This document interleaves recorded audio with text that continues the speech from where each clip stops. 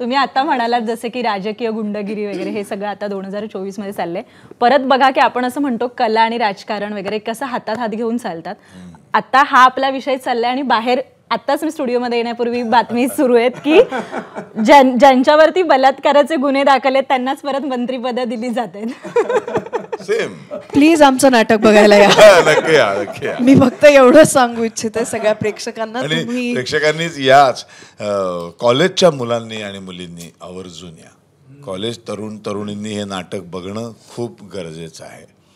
आणि जमलं तर राजकीय क्षेत्रात जी कामं करतायत त्यांना मी सांगतो या बघायला. पण का बघावं त्यांनी? त्यांनी बघायला पाहिजे.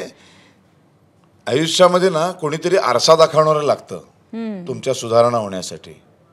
वाल्या कोळी होता, त्याला कोणीतरी आरसा दाखवला, त्याचा चेहरा दाखवला, तेव्हा त्याला त्याचा चेहरा भयानक दिसला. तो दाखवणारं नारद मुनी होते आणि त्याला दिसलं अरे बापरे मी इतका भयानक आहे. मग त्याने विचार केला आता मला बदललं पाहिजे. आताच्या राजकारण्यांना असं वाटतं आरसा दाखवणं. खोट्या आशेवर जगायला काय हरकत आहे?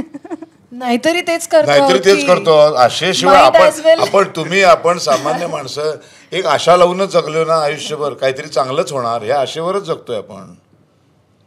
ही आशा आहे माझी की कधीतरी चुकून एक दोन आमदार आले नाटक बघायला, मी बोलवणार पण आहे. मी आता अधिवेशन जमलं की जाऊन भेटणार आहे आणि त्यांना सांगणार आहे तुम्ही 288 आमदारांसाठी प्रयोग करायला तयार आहे. मी तुमच्या माध्यमातून सांगतोय बघा.